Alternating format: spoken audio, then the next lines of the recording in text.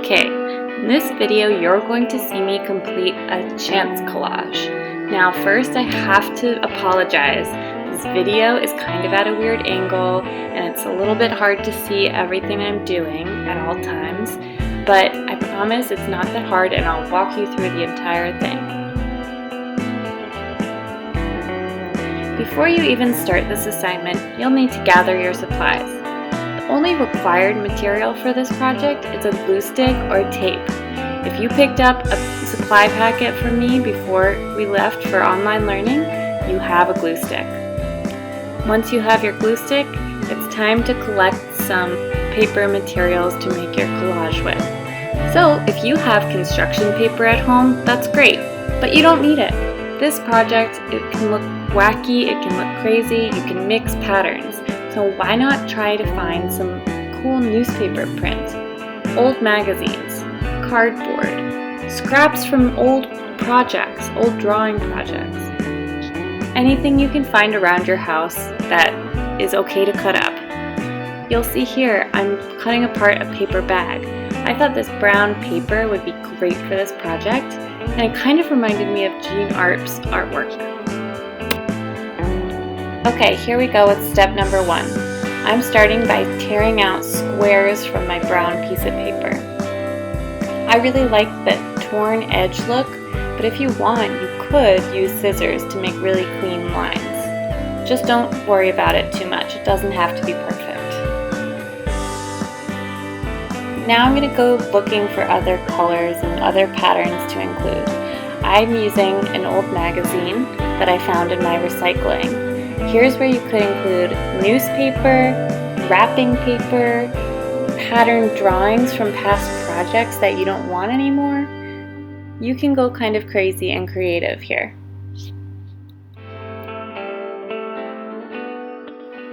You might decide that you want a limited color palette in your collage, so using 2-3 colors at most, or you can go crazy like you see I am doing right here and include as many colors as you can find.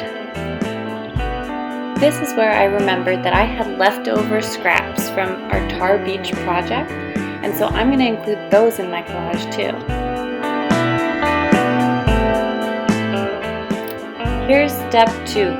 Find a base for your collage. You'll see I'm doing my collage in my sketchbook, but you can find a big piece of paper. You could do it on a piece of newspaper if you have it, wrapping paper, construction paper, whatever you have in the house. Ooh, you could even do it on a cardboard box. That would be really cool.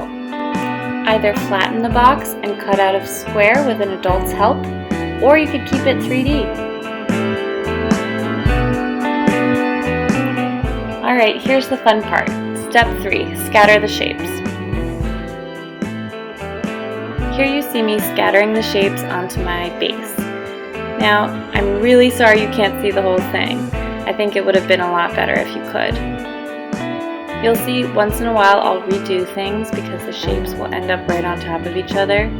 Try and resist it, but I know it's hard and it's okay if you need to go back and change things a little bit. Alright, so here's step 4. Glue or tape down the shapes. So here you can readjust things a little bit, but try not to. I want to make sure that the corners won't be curling up. Go back, glue down corners when you need to. And here's my almost complete chance collage. I'm so sorry about the quality of this photo, but I actually think it looks pretty good. Next, we're going to complete the last step, step 5, and you have 2 choices on how to do this.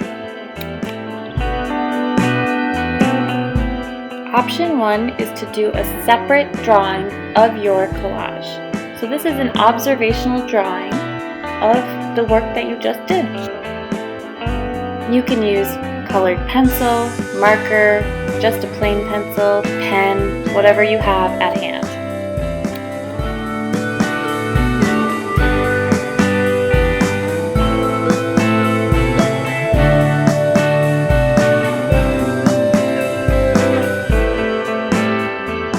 here you go. My drawing for option 1 is done.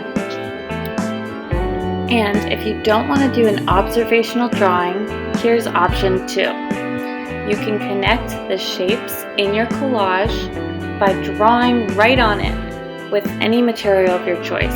Markers, paint, pencil, colored pencil. Connect the shapes with line, shape, or pattern. I do examples of all 3 on my collage. And here's my final work of art. This is what it looks like after you complete option 2. I think it looks pretty cool.